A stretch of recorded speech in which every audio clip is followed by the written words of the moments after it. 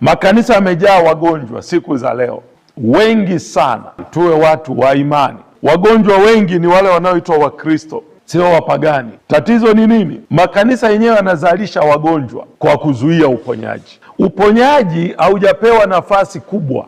Wanaenda kuabudu, wakimaliza kuabudu, mwishoni sasa utasikia kama kuna wagonjwa. Kwa hiyo kanisa lenyewe linazalisha nini? Wagonjwa, kwa sababu wale wachache halijawaponya.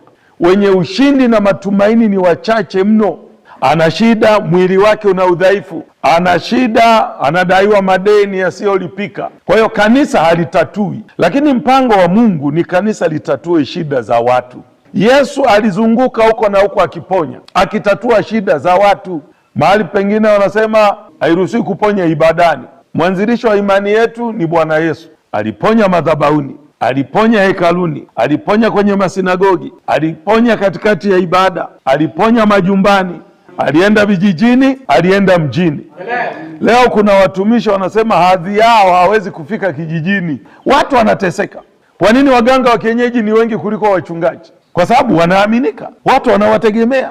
Inabidi watu waende kwa mganga. Mchungaji wanaenda kuabudu tu, kwa sababu kama uwasaidii wakuletee sadaka ya nini? Ibada za siku za leo zinakimbizwa haraka ili watu waende kwa waganga wa kienyeji, na ukiwachelewesha wanakasirika, wanaenda kwa mganga. Na wakifika kwa mganga, mganga ana imani, anaambia hapo umefika, tatizo lako litaisha. Huyo atarudi tena kanisani. Wakristo wengi wanatumia hirizi.